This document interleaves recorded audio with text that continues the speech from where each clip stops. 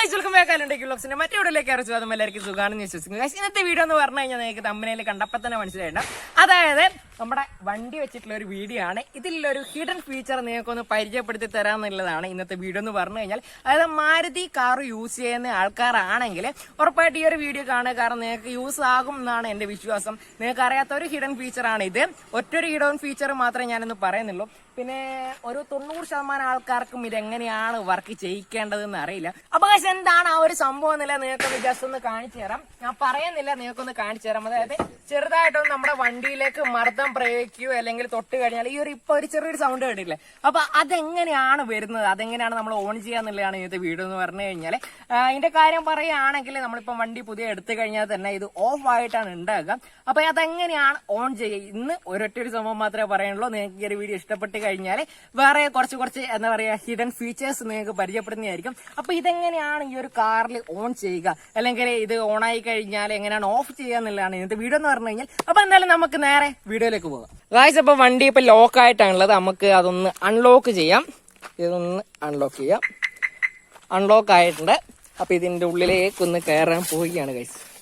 നേരെ ഉള്ളിലേക്ക് കയറി കഴിഞ്ഞാൽ തന്നെ നമുക്ക് ആദ്യം ചെയ്യേണ്ടതെന്ന് പറഞ്ഞു കഴിഞ്ഞാൽ ഇഗ്നീഷൻ ഓൺ ചെയ്യണം. അപ്പം ഈ ഒരു സ്ഥലത്തേക്ക് അതിന്റെ ഉള്ളിലേക്ക് കയറ്റുക, തിരിക്കുക. ഗൈസ്, ഇപ്പൊ ഇഗ്നീഷൻ ഓൺ ആയിട്ട് കാണുന്നുണ്ട്. ഇവിടെ ആണെങ്കിൽ സ്പീഡോമീറ്ററും അതേപോലെ തന്നെ ലെഫ്റ്റ് സൈഡിലെ ആംബിയർ മീറ്ററും കാര്യങ്ങളൊക്കെ കാണുന്നുണ്ട്. അപ്പൊ നമ്മളിന്ന് ചെയ്യാൻ പോകുന്ന കാര്യം എന്ന് പറഞ്ഞു കഴിഞ്ഞാൽ ടോട്ടലായിട്ട് ഞാനൊന്ന് പറഞ്ഞുതരാം. ഇതാണ് ആ ഒരു എന്താ പറയാ ഈ ഒരു സംഭവം, ഈ ഒരു സിസ്റ്റം മൊത്തത്തിൽ കൺട്രോൾ ചെയ്യേണ്ട നോബ് എന്ന് പറഞ്ഞു കഴിഞ്ഞാൽ ഇതാണ്. അപ്പം അതിന് മുമ്പിൽ വണ്ടി ഒന്ന് ചെറുതായിട്ടൊന്ന് സ്റ്റാർട്ട് ചെയ്യാം. നല്ല ചൂടുണ്ട് കേട്ടോ. വണ്ടി ഒന്ന് സ്റ്റാർട്ട് ചെയ്യാം കേട്ടോ. വണ്ടി ഒന്ന് സ്റ്റാർട്ട് ചെയ്ത് ഏസ് ഒന്ന് ഇടാം. അപ്പൊ ഞാൻ കാര്യങ്ങൾ മൊത്തത്തിൽ ടോട്ടലായിട്ട് ഒന്ന് പറഞ്ഞുതരാം. ഇതാണ് ഇതിന്റെ നോബ്. മൊത്തത്തിൽ കൺട്രോൾ ചെയ്യേണ്ട, അതായത് ഈ ഒരു സംഭവമാണ് കേട്ടോ. ഇത് മൊത്തത്തിൽ കൺട്രോൾ ചെയ്യേണ്ട സാധനം എന്ന് പറഞ്ഞു കഴിഞ്ഞാൽ ഈ ഒരു നോബാണ്. അപ്പൊ ഇത് വെച്ചിട്ടാണ് ഇന്നത്തെ കളികൾ ഗൈസ്. അപ്പൊ ഇതൊന്നും നമുക്ക് ആദ്യം ചെയ്യേണ്ടതെന്ന് പറഞ്ഞു കഴിഞ്ഞാൽ ഇത് ലോങ് പ്രസ് ചെയ്യുക.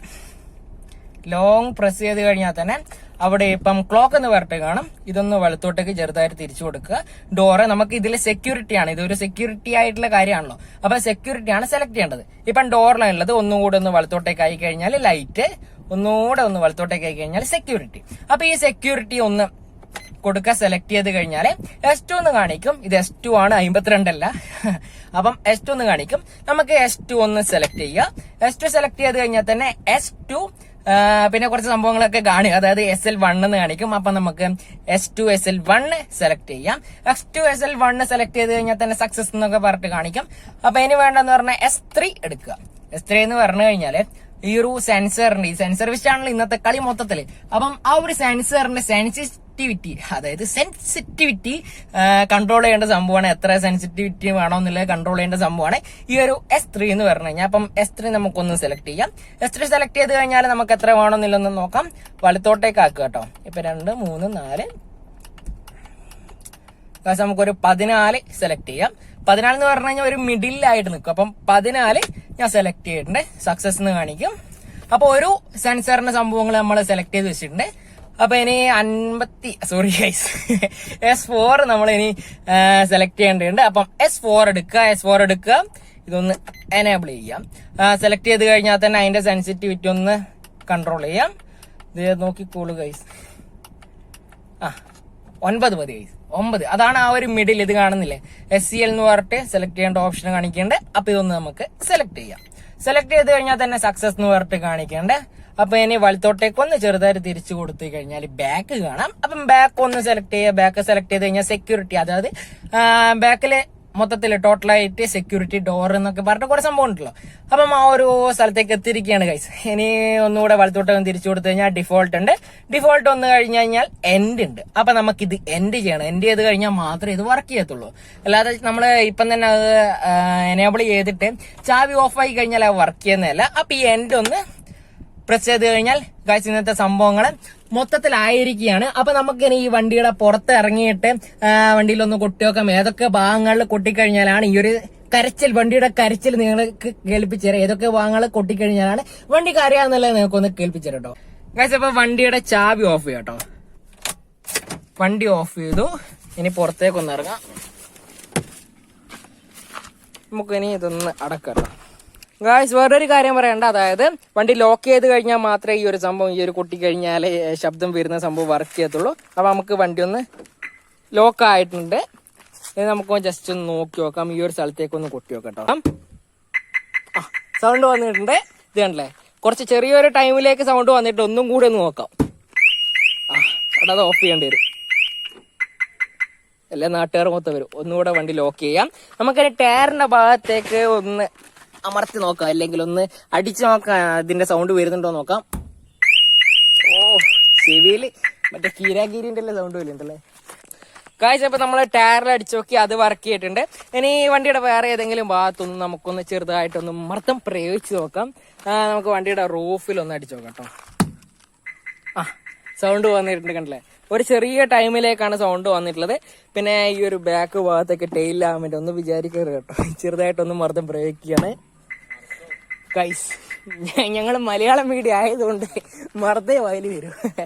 അപ്പം ഗൈസ് അങ്ങനെ വണ്ടിയുടെ ടോട്ടലായിട്ട് തന്നെ ഈ ഒരു സെൻസർ വർക്ക് ചെയ്യുന്നുണ്ട്. അപ്പൊ ഗൈസ് നിങ്ങൾ കണ്ടില്ലേ, വണ്ടിയുടെ ഇനി ഏത് മൂലക്ക് നമ്മൾ മർദ്ദം പ്രയോഗിച്ചു കഴിഞ്ഞാൽ, അതായത് ചെറുതായിട്ടൊന്ന് തട്ടിക്കഴിഞ്ഞാലും വണ്ടി കരച്ചിലായിരിക്കും, സൗണ്ട് വരുന്നതായിരിക്കും.